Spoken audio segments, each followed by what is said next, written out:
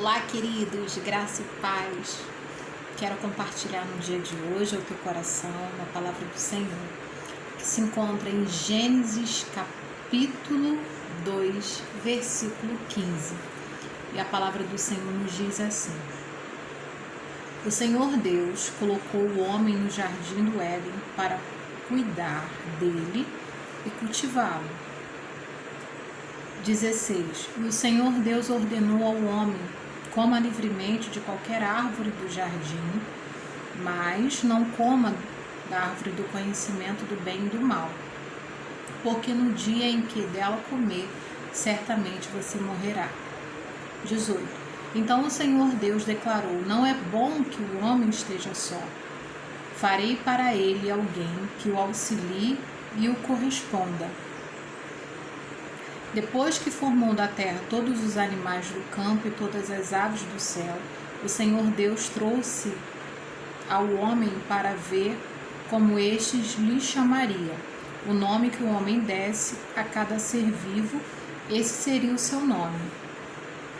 Assim o homem deu nome a todos os rebanhos domésticos, as aves dos céus e todos os animais selvagens.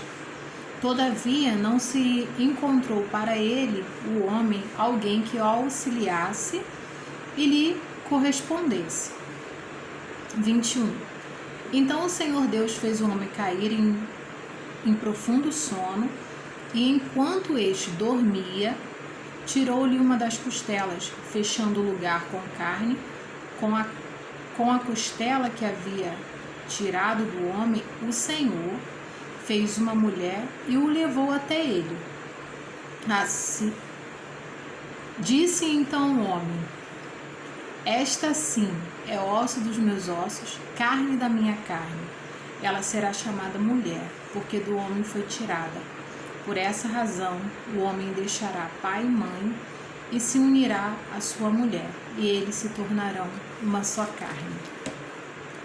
Queridos, hoje eu queria estar compartilhando com vocês a respeito da unidade do corpo, a respeito de um lar, a respeito, em breve palavras, né? Não dá pra gente falar no todo, mas a gente tem como resumir a responsabilidade do homem e a responsabilidade da mulher dentro de um lar. Se você ainda não é casado, né, como eu, se você ainda não está nesse compromisso de casado, de estar juntamente no lar com a sua esposa, com o seu marido, que você possa gerar fé no seu coração. Porque a vontade de Deus é que o homem não esteja só. E eu creio que o que ele tem para nós é o melhor, porque a vontade dele é boa, agradável e perfeita. Mas falando da experiência que a Bíblia nos relata, nos deixa aqui como observância, é que o Senhor, ele no capítulo 2, versículo 15, logo na primeira parte ele fala, no finalzinho, na verdade, né, do versículo 15, ele disse que o homem, ele foi criado por causa de um propósito. E qual é o propósito do homem? O propósito do homem é cuidar e cultivar. O homem, ele já nasce com essa característica de cuidar e de cultivar, desenvolver aquilo que foi criado pelo Senhor. Glória a Deus por isso. E qual é então o propósito de uma mulher dentro de um lar? É auxiliar. E eu fui pesquisar um pouco a respeito dessa palavra, guardar, né? E essa palavra guardar no grego, ela significa vigilância, observar, proteger, salvar vida, manter dentro dos limites,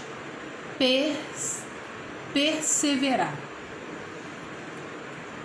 De todas essas palavras do grego que trazem o significado da palavra guardar, de todas elas o que me chamou a atenção é manter dentro dos limites. Queridos, é muito importante que você tenha isso no seu coração, guarde essa palavra. Se você ainda está esperando no Senhor, se você ainda vai casar ou você já está dentro de um casamento, guarde essa palavra do Senhor. Você que é homem, o seu papel é de proteger, é manter as coisas dentro do limite, para que as coisas não saiam do limite.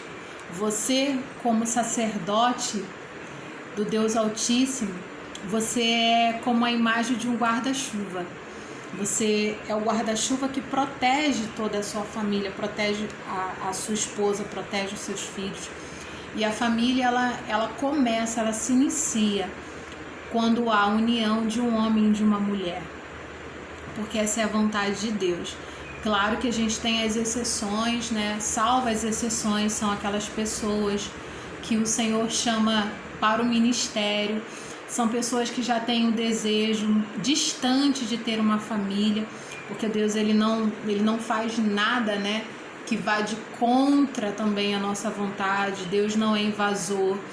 Deus ele não tira sonhos das pessoas, pelo contrário, ele é aquele que tem o prazer em realizar o desejo do nosso coração. E se você, mulher, que assim como eu, está esperando somente o tempo de cumprir a promessa, o tempo do casamento, eu já tenho, glória a Deus, eu já tenho meu sacerdote, estamos aguardando somente o tempo, né, de realizar essa promessa do Senhor sobre as nossas vidas. Estamos aguardando o tempo do casamento. Mas se você, assim como eu, ou você ainda não tem ninguém, né, você está no tempo de espera, persevere, aguarde, descanse, porque o Senhor, a vontade dele é que você não esteja só. Salvo seja se caso você realmente não queira uma família, queira viver como Paulo, né, somente se dedicando às coisas do Senhor, porque ele diz que os solteiros cuidam melhor das coisas do Senhor, mas isso era algo ele e Deus, né? Isso não toma exemplo para todos, né? Porque a vontade do Senhor é que nós sejamos férteis, que nós viemos povoar a terra, e essa é a vontade do Senhor. E essa palavra, voltando aqui, essa palavra me chamou muita atenção, manter dentro dos limites. O homem, ele tem uma atenção maior para o trabalho, por quê? Não estou dizendo que não seja correto que as mulheres trabalhem e ajudem no lar, mas é da essência, da natureza do homem trabalhar. Tanto é que quando houve a queda do homem, o Senhor falou o que para o homem? Não falou para a mulher, essa sentença foi para o homem. Agora a terra vai produzir abrolhos e espinhos para você. A terra tinha uma facilidade de crescer, de produzir as coisas. E após a queda, o homem ele teve maior dificuldade para produzir o que a terra precisava produzir, para cultivar a terra. Queridos, então tenha esse cuidado, que por mais que você esteja trabalhando, não deixe os seus olhos serem enganados. Não deixe que os seus olhos sejam ofuscados. Mantenha os seus olhos no seu lar, mantenha os olhos em cuidar da boa terra que o Senhor te deu. O Senhor nos deu um jardim, nos deu a oportunidade de estar em família. Cuide do seu jardim, do jardim do Senhor, que é a sua família, que é o seu lar. Não tire os olhos do seu lar. Não deixe que nada venha ofuscar a sua visão, para que a sua esposa não seja pega despercebida conversando com a serpente. Porque, querido, Eva, ela foi enganada pela serpente.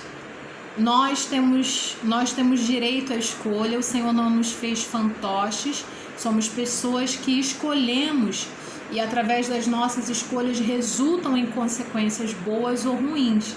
Claro que ali ela tinha informação que ela não poderia comer do fruto, mas o homem, a queda do homem só viria após o sacerdote, que é aquele que recebeu a incumbência de guardar o jardim. A palavra estava sobre o homem, não sobre a mulher. Tanto é que a queda da humanidade ela veio após o homem ele ter comido do fruto. Então é muito importante que você não coma do fruto. Independente do que o inimigo te oferecer, rejeite. cuide do seu lar, mantenha tudo dentro dos limites, porque eu sei que o Senhor vai te honrar. E para finalizar, eu queria deixar uma palavra especificamente, né, para as mulheres. Eu tentei dividir um pouquinho aqui. O tempo, ele tem um espaço curto, então não dá para falar muita coisa, né? Esse é um assunto bem que dá para a gente ficar aqui durante um bom tempo falando sobre isso, mas eu queria atentar sobre algumas coisas que eu escrevi. Que quando o Senhor falou que traria uma auxiliadora, no contexto original da palavra, ele disse o seguinte: o Senhor buscou algo que completasse o homem. Quando o Senhor falou, eu trarei uma auxiliadora, farei uma auxiliadora idônea, né, que o Senhor iria fazer, o Senhor estava dizendo: eu estou buscando algo que te complete. Então, quando há união entre o homem e a mulher, né, no ato de relação, por isso que o Senhor e a Bíblia fala que o ato de relação ele tem que ser após o casamento, para que as bênçãos do Senhor estejam sobre nós. E quem, né, no caso, já caiu, não significa que não possa se arrepender e recalcular a rota, né? Porque Davi, ele pecou, ele se prostituiu com uma mulher que não era dele, mas ele se arrependeu, ele não deixou de colher as consequências, mas ele se arrependeu e fez, né, dali em diante, depois da morte de Urias, ele tentou fazer o que era certo, casou com ela. Então o Senhor trouxe, buscou algo que completasse o homem, porque de toda a criação não existia nada que pudesse completar o homem. Então o Senhor fez de uma matéria do homem, ele fez algo que pudesse completar, porque o que pode nos completar é o que é tirado de nós, o que vem de nós é o que nos completa. E o que significa a auxiliadora idônea é a pessoa que está ao lado e dentro do mesmo propósito. Então procure, se você não é casado ainda, procure uma pessoa que possa estar ao seu lado te auxiliando e dentro de você sendo um propósito com você. Auxiliar é alguém que ajuda o outro em algo. A mulher foi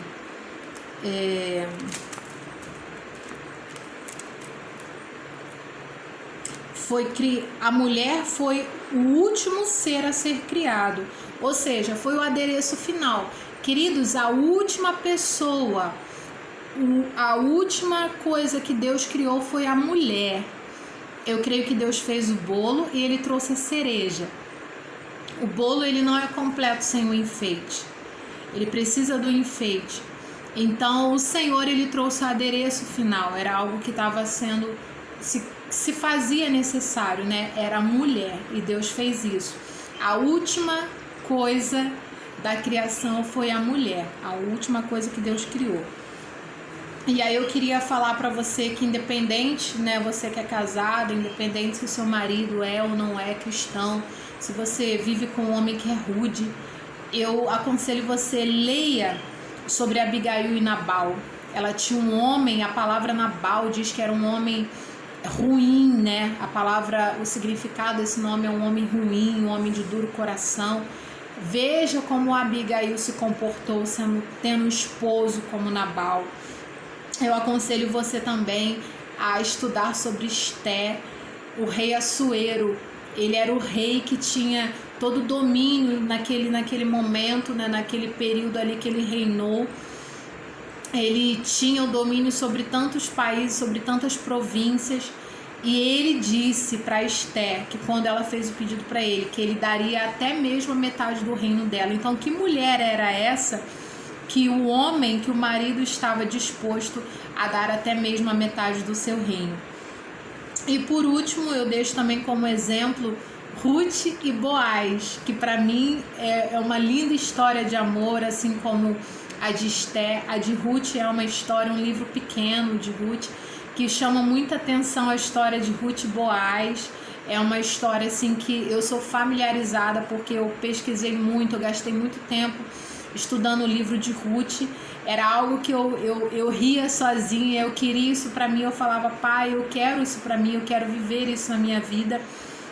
E a história de Ruth e Boaz é uma história em particular que me chama muita atenção e alegra o meu coração. Ela chamou a atenção dele quando ela estava trabalhando. A forma com que ela catava, né, as espigas que iam sobrando ali do cesto dos servos de Boaz. E a forma com que ela fazia o trabalho, que ela catava aquelas espigas, chamou a atenção dele. E aquele homem tomou ela para ser esposa. Ela gerou um filho, e aquele filho, ele gerou Jessé, que era pai de Davi.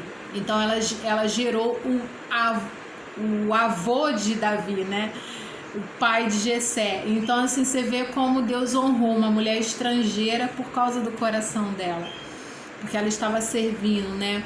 Com o coração estava servindo a sua sogra. Estava um momento de fome e ela não largou a sua sogra, ela abandonou os deuses dela para viver, né, com a sua sogra, e falou: teu Deus será o meu Deus, aonde for eu também irei, aonde repousares ali eu também estarei.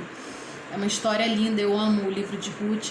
Eu queria deixar para você essa palavra e que você possa ser alcançado por essa palavra, que essa palavra possa modificar, se houver alguma coisa no seu lar, algum atrito, alguma desavença, algo que não está ajustado, que essa palavra traga o ajuste, sabendo que cada um tem um papel, que cada um tem um propósito. A mulher nasceu com um propósito, um homem nasceu com um propósito, mas o Senhor une os propósitos para que a gente possa, né, estar agindo conforme aquilo que Deus quer para nós.